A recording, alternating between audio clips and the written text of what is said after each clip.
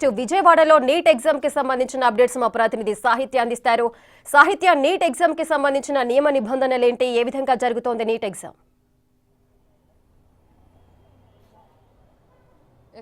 దాదాపు 2 గంటల సమయం కానొస్తున్న నేపథ్యంలో అయితే కనుక నీట్ పరీక్షలకు సంబంధించి ప్రతి ఒక్క విద్యార్థి కూడా లోపలికి వెళ్ళిన పరిస్థితి అయితే ఉంది. మరికొంతమంది విద్యార్థినులు అయితే కనుక కాస్త లేట్గా రావడం, కానీ ఇటు ఆధార్ కార్డు మర్చిపోవడం నేపథ్యంలో అయితే కనుక కొంతమంది విద్యార్థులు అయితే కనుక బయటే ఉన్న పరిస్థితులు అయితే మనకు కనపడుతూ ఉన్నాయి.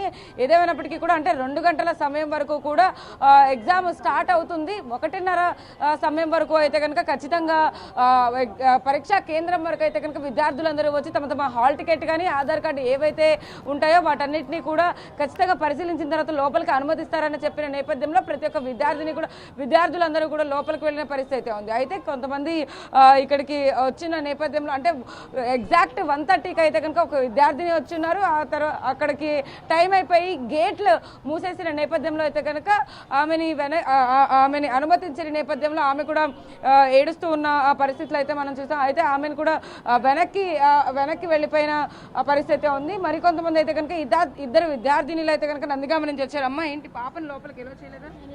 ఎక్కడి నుంచి వచ్చారమ్మా? నందిగామ.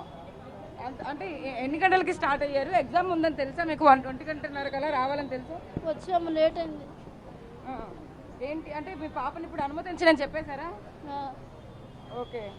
అంటే ఇప్పుడు ఏం చేయబోతున్నారు? వెనక్కి తిరిగి వెళ్ళిపోతున్నారా?